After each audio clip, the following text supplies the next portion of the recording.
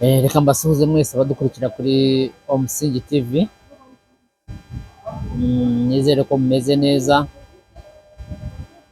Ndabasuhuje cyane. Ni Gatera Stanley nk'uko bisanzwe, mbahaye ikaze mu kiganiro aho muri hose. Afurika, i Burayi, Amerika, isi yose ndabasuhuje kandi mbahaye ikaze. Nagira ngo uyu munsi nanone tuganire. Icya mbere ni amakuru.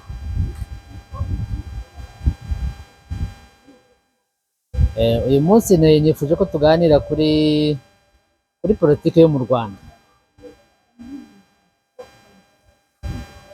Tuba tugomba gusesengura nk'abanyamakuru nyine tuba tugomba gusesengura ibintu bitandukanye, haba mu buhinzi, haba uburezi, haba ubuvuzi, health, haba politike, ingingo zitandukanye turazisesengura tukamenya uko ibintu bigomba kugenda, iyo bigenda neza, iyo bitagenda neza, byose abantu baba bakwiye kumenya amakuru.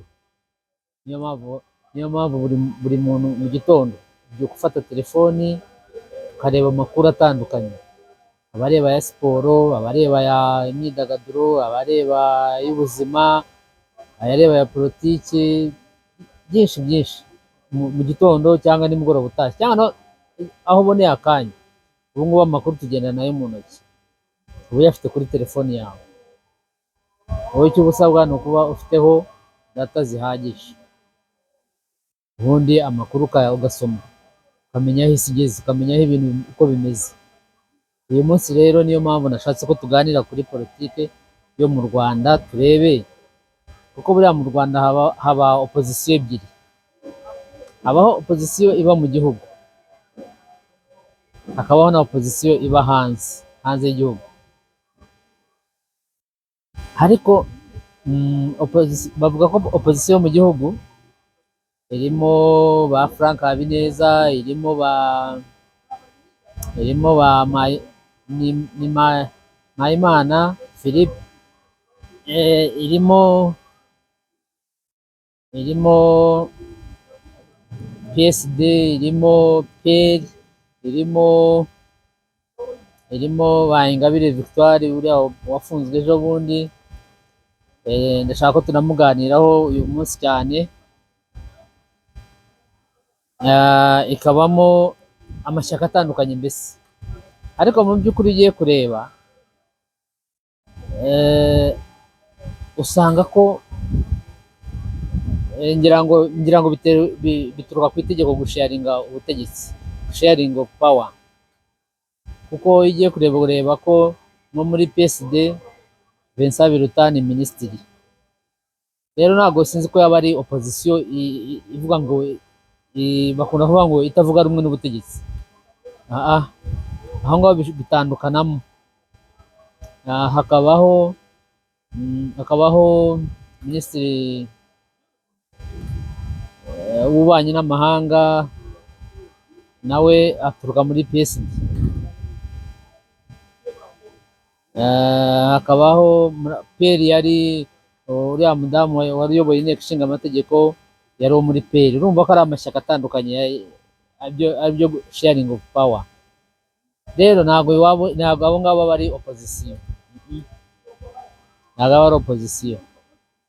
Opozisiyo ni nko kubona Ingabire Victoire, ni nko kubona Ntaganda Bernard yari yashinze ishyaka ryitwa PS Mberakuri, ariko PS Mberakuri iza kuvukamo ibice bitatu. Ivukamo igice cyari cyayobowe na Mukabunani, aza no guhabwa umwanya w'ubudepite. Ikindi gice gitwarwa n'uwitwa Mwizerwa Silver, uwo nguwo twaranafunganywe Kimironko. Ikindi gisigara na Ntaganda Bernard. Urumva ko irimo ibice bitatu, ariko mu Rwanda icyemewe ni icya Mukabunani, kuko we yabaye depite ahagarariye ishyaka ryitwa PS Mberakuri. Nawe iyo politiki murayumva ubwo ngubwo ukuntu imeze, murayumva. icyo nababwira ni uko Mukabunani yakoranaga na Maître Bernard Ntaganda, na Silva Mwizerwa nawe yakoranaga na Maître Bernard Ntaganda. Ndibuka batangiza iryo shyaka twari turi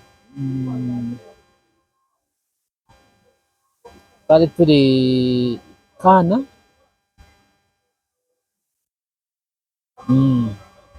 twaragiye turicara rwose dutegereje tubona badekoye Maître na Bernard Ntaganda aje gutangiza ishyaka PS Imberakuri. Hariya umanutse hariya nko kuri Sopetrade hepfo gatoya, utaragera Sopetrade, Saint Paul aho niho batangirije ishyaka PS Imberakuri. Rero Ntaganda yaje gufunga imyaka ntabwo nibuka imyaka yafunzwe, ariko yarafunzwe igihe kirekire, ariko yarafungwa ari hanze, ariko ubona ko ntago kubera ngira ngo itegeko ritemerera ritakwemera kugira ishyaka warafunzwe iyi myaka, ngira ngo nibyo bigenderwaho ko ubu ntago akivugwa cyane muri politiki yo mu Rwanda. Uvugwa cyane ni Ingabire Victoire. Ingabire Victoire rero yari afite ishyaka ryitwa FDI Inkingi, byaje kuzamo ibibazo byinshi, hanyuma aza guhindura ko ryitwa Daraf Umurinzi. Daraf Umurinzi rero ryaje guhugura ngo abantu bashaka gukuraho ubutegetsi mu mahoro hatabaye gufata imbunda, harimo n'abanyamakuru bitwa Nsengimana Theoneste wari ufite ikinyamakuru cyitwa Umubavu na Umubavu TV. Ubu ngubu arafunze ari mageragere. Bavuga ko bahawe amahugurwa ku gitabo cyitwa Blueprint of Revolutionary. Blueprint of Revolutionary. Mu byaha Nsengimana Theoneste aregwa harimo gushaka guhirika ubutegetsi mu buryo bw'amahoro nyine. Icyo gitabo ngo cyigisha ukuntu wakuraho ubutegetsi mutabanje kujya gufata intwaro, kurwana n'ibiki. So nicyo bahugurwagaho. Rero urumva ko ariko ngo mu makuru numvise nuko hari amafaranga bohererejwe mu ishyaka rya Ingabire, akaba ari ryo ritanga amahugurwa. No mu makuru numvise nuko ngo Ingabire nawe aregwa gushaka guhirika ubutegetsi, ukabikonekitinga ku rubanza rwa Nsengimana Theoneste. Hanyuma iyo niyo politiki mu Rwanda, niyo opozisiyo mu Rwanda, ariko benshi bagiye bafungwa. Hanyuma hakaba na opozisiyo yo hanze, ariko opozisiyo yo hanze akenshi nta kintu yakora, ni uguteza abantu ibibazo. Ibaze nk'ubwo bohereje amafaranga kugira ngo bahugure abantu kuri icyo gitabo cyitwa Blueprint ukuntu bahindura ubutegetsi. Ariko mujye mumenya ko ubutegetsi hari abantu bamwe batazigira mu iby'ubutegetsi, mushyira ubuzima bwanyu mu kaga, kuko ubutegetsi ni abantu bafite amafaranga, bafite imbunda. Ibyo ni ibintu bibiri bikomeye cyane. Umuntu ufite amafaranga yagukora icyo ashaka, umuntu ufite imbunda urumva nawe noneho kandi baba bafite ubushobozi nyine bwo kuneka, bakaneka n'ibyahe byose. Ubwo rero urumva kujya gukora amahugurwa ngo ku gitabo cyitwa Blueprint of Revolutionary, ubutegetsi bugomba, of course, amakuru baba bagomba kuyamenya uko byagenda kose. Rero biba bisaba kugira ngo mwirinde, kuko gufungwa ntabwo ari ibintu byiza. Abantu bo hanze bamwe baba bashuka abandi, bakabashyira mu bibazo, kandi ubuse nka Nsengimana Theoneste ni umunyamakuru mugenzi wacu. Urugo rwe ntibabayeho nabi, abana be ntibabayeho nabi, ntiyakabaye afasha abana be. Yari yarigishije hari akana gato yari yarigishije gukora editing, ngo mbese wagira ngo yaragatraininze kugira ngo naba adahari kazajya kabikora. Uwo mwana ntabwo yajya gukora interview, ntabwo yajya gukora ibiganiro. Ninde wajya gukora ibiganiro? Urabizi ko nabyo birahenze, biba bisaba amafaranga. Yayakura he? Nyina wenda nawe yaba afite inshingano zindi. Niyo mpamvu umugabo n'umugore aba ari inshingano z'abantu babiri bagomba guhuza kugira ngo barere abana. Rero iyo ari umwe biragorana. Ahangaha icyo nshaka kuvuga rero ni kuri opozisiyo yo hanze, uburyo iteza abantu ibibazo. Opozisiyo yo hanze, abitwa ngo ba Padiri Nahimana, abitwa ba Kayumba Nyamwasa, abitwa ba Rudasingwa Theogene, abitwa ni benshi bari muri opozisiyo yo hanze. Ni benshi ariko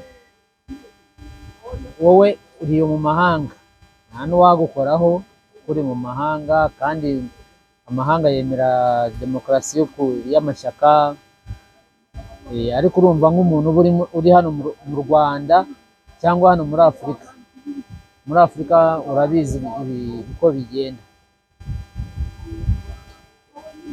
Ni ukubateza ibibazo, bakajya mu magereza, bagafungwa, bakajya mu buzima bubi. Na ba Rusesabagina bose, abo bose ni benshi. Opozisiyo hanze ni benshi cyane, ariko usanga bo akenshi baba bashingiye ntabwo bakubwira ngo ubutegetsi bwa Kagame wenda turabunenga ibi n'ibi, ahubwo usanga akenshi abo hanze bashyiramo ikintu cy'amoko. Ikintu cy'amoko nicyo bakunda kugarukaho cyane, kandi ibintu by'amoko mu by'ukuri byari bikwiye kurangira. Ibintu by'amoko byari bikwiye kurangira kuri iyi si, kuko waba uri umututsi, waba uri umuki, waba uri ubwoko ubwo ari bwo bwose, ntabwo ari we wigize uwo uri we. Icyo ni icya mbere gikwiye gutuma udakwiye gutekereza ku kintu cy'amoko. Icya kabiri, waba ufite amazuru maremare, waba ufite maremare, waba ufite magufi, uhumeka umwuka nk'uwundi ahumeka. Ikintu cy'amoko rero ukwiye kukireka. Ukaziza umuntu ngo nuko na biriya byo muri Kongo, bakaziza umuntu uko yaremwe. Wowe wariremye se? Wowe wariremye? Nawe ntabwo wiremye. Ibintu by'amoko rero ntabwo bikwiye kuza mukwiye kubishyira ngo ubutegetsi bw'abatutsi, ngo ubutegetsi bw'iki. Ibyo bintu ni ibintu mukwiye kubireka rwose, mugashaka izindi mpamvu. Ko opozisiyo mukwiye kuba muvuga muti wenda mu burezi hari ibibazo ibi n'ibi n'ibi, mu buvuzi hari ibibazo ibi n'ibi, mu imikorere, mu gutanga akazi, ibintu nk'ibyo akaba ari byo mugenderaho. Ariko ikintu cy'amoko mukakireka. Yes, opozisiyo niko zikora, ariko ushingiye ku moko ntacyo wazapfa ugezeho, kuko amoko nawe ubwoko bwawe ntabwo ari wowe wiremye ngo wihe n'ubwo bwoko. Ahubwo turebe abantu barakora, imibereho bimeze bite. Ibyo nibyo mukwiye kuba mureba. Kandi ibintu byinshi mu Rwanda Kagame yagiye abikora, nko muri East Africa, Uganda, Kenya, haba ibyo bita constituency. Abadepite bagenda baturuka mu duce dutandukanye, akavuga jyewe nzabakorera, nzabaha amazi, nzabaha umuriro, nzabakorera amashuri, nzabubakira amashuri, ibintu nk'ibyo. Ariko ibyinshi mu Rwanda Kagame yarabikoze. Imihanda yarayikoze, amavuriro arahari, amazi abantu barayafite. Ni byinshi, ariko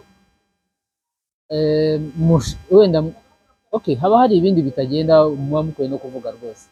mu itangazamakuru ryarapfuye ntabwo ribaho. Wenda mukavuga ku bwisanzure, mukavuga kuri demokarasi, ibintu nk'ibyo ngibyo. Ariko nka Ngabire muzi ko yari yarafunzwe arafungurwa ku mbabazi za perezida, ariko muribuka ko perezida yavuze ngo harya ngo si wa wundi twahaye imbabazi. Reka mujye menya ko icyifuzo cya perezida aba ari itegeko. Burya ugiye kureba niko bavuga ngo icyifuzo cya perezida aba ari itegeko. Nta nubwo arinda kuvuga ngo mugende ngo mumubwire ibi n'ibi. Oya, reka. Ariko mbashaka kugira ngo mu biganiro tugire ibyo twigamo. Muri comments mushaka namwe kumbwira uko mubyumva, kuko nta kintu cyiza nko kuba uriho wifitiye amahoro yawe. Yes, ibibazo bibaho by'ubukene, imibereho iki, ariko urataha ukarya gake ukaryama, aho kugira ngo ujye muri gereza. Ubu se gereza ni ikintu kibi cyane. Keretse mwebwe abatayizi. Ariko nka Ntaganda Bernard arayizi, Ingabire Victoire arayizi, yarafunzwe imyaka myinshi, bari 8 bari ngahe, n'abandi barabizi. Ugafunga imyaka 8,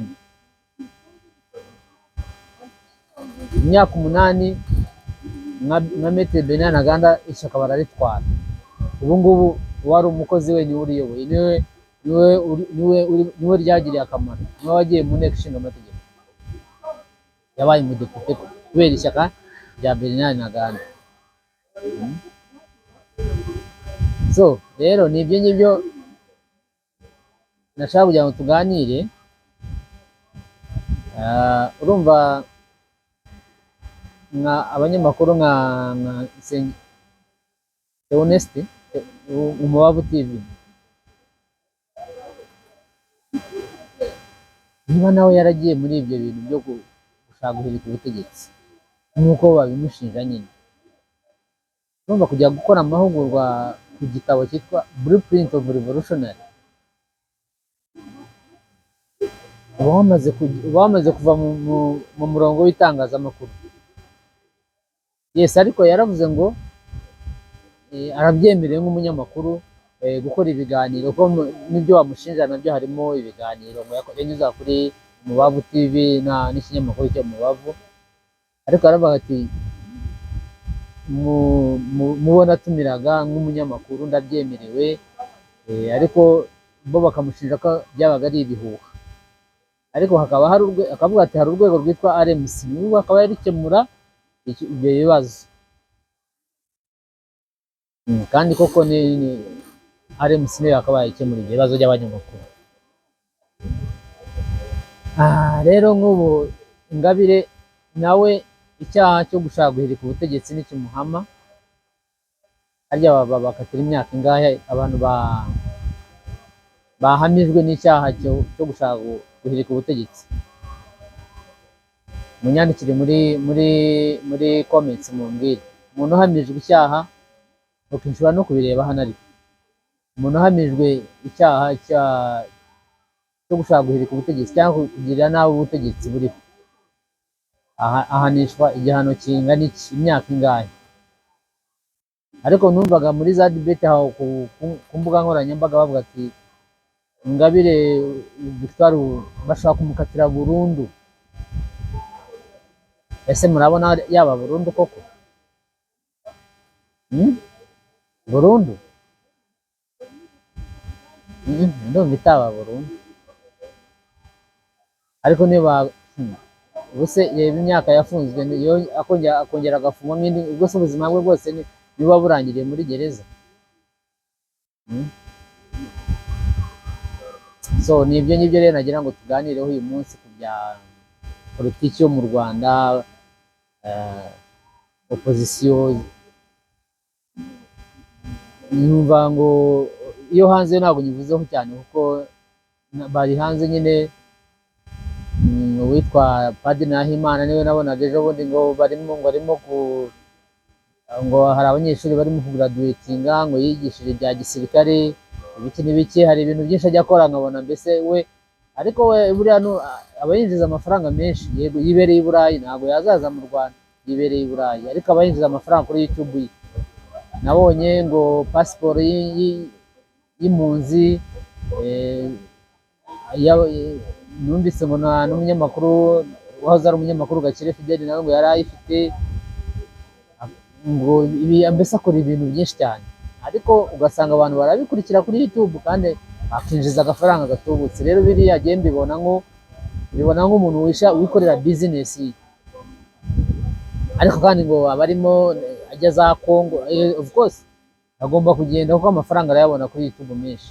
Agomba gutega indege akagenda akabereka ko yageze i Congo, ko yahuye na Tshisekedi, ibiki n'ibiki, mugakurikirana kugira ngo namwe abakureho amafaranga sasa. Naho za RNC numva zaracitse intege, ngira ngo ntizigikora, mbese biraho nyine, biraho gutyo.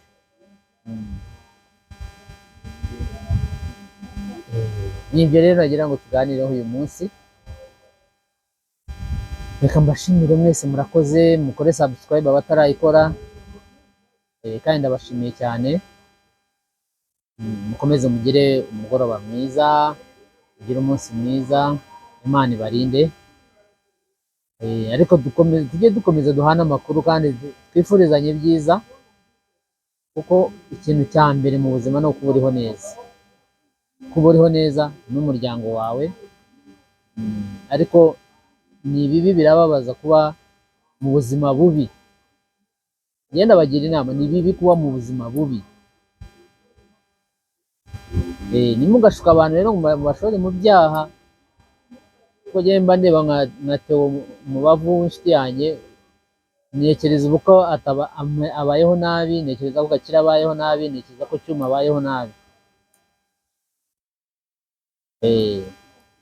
So dukwiye kujya twirinda. Yes, abanyapolitiki buriya aba Maître Bernard Ntaganda yari yatangije ishyaka, ubona ko ari sawa kugira amashyaka byo biremewe mu Rwanda. Victoire yari yatangiye ishyaka nubwo ryari temewe, n'abandi ba Green Party, Frank Habineza, PERI, PSD, amashyaka yaremewe ariko kugira ngo ryemerwe, ariko hari ayo batemerera. Of course bya Darafu ntabwo baryemeye, na FD Inkingi ntabwo byemewe, na bya bindi bya Diane Rwigara ntabwo byari byemewe, nta nubwo yigeze yemererwa kwiyamamaza. So nuko nguko gahunda zimeze. Mbasezere, bye bye, mugire umunsi mwiza.